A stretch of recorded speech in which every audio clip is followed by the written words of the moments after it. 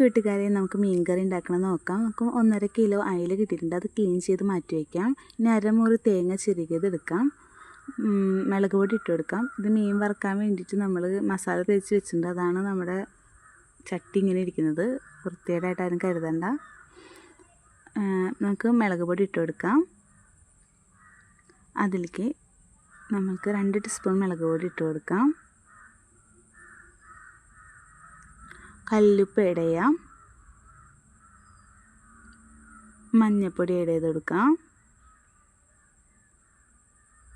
കുറച്ച് വേപ്പില ഇട്ട് കൊടുക്കാം. ഇഞ്ചി ചതച്ചതിട്ട് കൊടുക്കാം. പച്ചമുളക് നമുക്ക് നീളനെ അരിഞ്ഞിട്ടിട്ട് കൊടുക്കാം. 2 3 ഇട്ട് കൊടുക്കാം, എരിവിനനുസരിച്ചിട്ട്. നന്നായി മിക്സ് ചെയ്യാം. നമുക്ക് അടിച്ചു വെച്ചിട്ടുള്ള തേങ്ങാപ്പാൽ ഒഴിച്ച് കൊടുക്കാം. നന്നായി മിക്സ് ചെയ്യാം.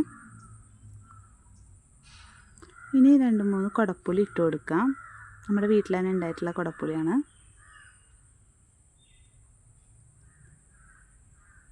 കുടപ്പുളി ഇട്ട് കൊടുക്കുക അതിലേക്ക്. ഇനി നമുക്കിത് ഗ്യാസ് അടുപ്പിൽ വയ്ക്കാം. കുറച്ച് തള വരുമ്പോഴേക്കും നമുക്ക് മീൻ ഇട്ട് കൊടുത്താൽ മതി, അല്ലെങ്കിൽ മീൻ ആകെ വെന്തുടയും. അപ്പോൾ ഈ വെള്ളം ഒന്ന് തിളച്ച് വന്നിട്ടുണ്ട്, അരപ്പൊക്കെ തിളച്ച് വന്നിട്ടുണ്ട്. അതിലേക്ക് നമ്മൾക്ക് അയില ക്ലീൻ ചെയ്ത് വെച്ചിട്ടുള്ളത് ഇട്ട് കൊടുക്കാം. കുഞ്ഞ് അയിലയാണ്, അപ്പോൾ അതാണ് മുഴുവനോട് ഇട്ട് കൊടുക്കുന്നത്, കഷ്ണങ്ങളാക്കാഞ്ഞത് അതുകൊണ്ടാണ്.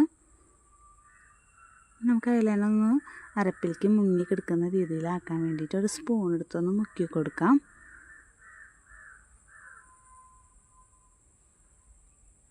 നന്നായി ഒന്ന് തിളച്ച് വരുമ്പോഴേക്കും നമ്മുടെ സ്വാദിഷ്ടമായിട്ടുള്ള മീൻ കറി തയ്യാറായിട്ടുണ്ട്.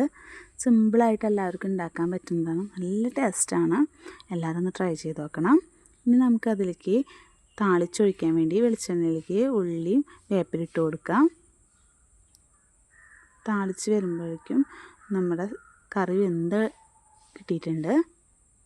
നമ്മൾ താളിച്ച് വെച്ചത് നമുക്കിതിൻ്റെ മേലേക്ക് ഇട്ട് കൊടുക്കാം.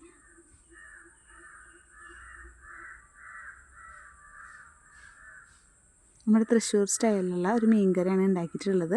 എല്ലാവരും ട്രൈ ചെയ്ത് നോക്കൂ. ലൈക്കും സബ്സ്ക്രൈബും ചെയ്യൂ. ഡിസ്ക്രിപ്ഷനിൽ ഇൻഗ്രീഡിയൻസ് ആഡ് ചെയ്യാം. Thank you for watching.